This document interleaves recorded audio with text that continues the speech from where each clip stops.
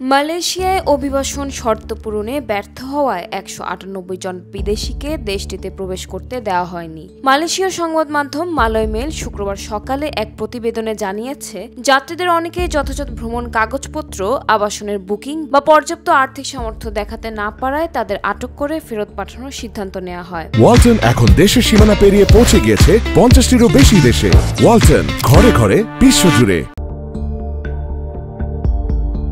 Kuala Lumpur আন্তর্জাতিক বিমানবন্দরের দুটি টার্মিনাল থেকে আটক করা হয়েছে এসব যাত্রীদের। টার্মিনাল ১-এ ১২৮ জনের মধ্যে ১২৩ জনই বাংলাদেশি। তাদের সঙ্গে আছেন আরও ২ জন পাকিস্তানি, ২ জন ইন্দোনেশিয়ান এবং ১ জন সিরীয় নাগরিক। অন্যদিকে টার্মিনাল ২ থেকে আটক হওয়া ৭০ জনের মধ্যে রয়েছেন ৫১ জন ইন্দোনেশিয়ান, ১৩ জন ভারতীয়, ৪ জন পাকিস্তানি এবং ২ জন ভিয়েতনামি। মালয়েশিয়ায় সীমান্ত নিয়ন্ত্রণ ও সুরক্ষা সংস্থার মহাপরিচালক দাতুক সেরি মোহাম্মদ সুহেইলি জানান, এদের সবাইকে নট টু ল্যান্ড নীতির আওতায় নিজ নিজ দেশে ফেরত পাঠানো হবে। এই কাজটি সংশ্লিষ্ট এয়ারলাইন্সগুলোই সম্পন্ন করবে।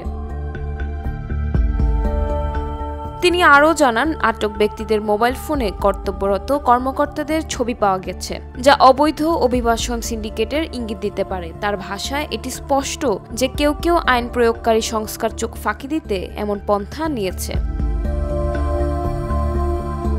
সুহেইলি সতর্ক করে বলেন, মালয়েশিয়াকে যেন কোনোভাবে অবৈধ প্রবেশের ট্রানজিট হাব হিসেবে ব্যবহার না করা হয় তা নিশ্চিত করতে ভবিষ্যতেও অভিযান চলবে।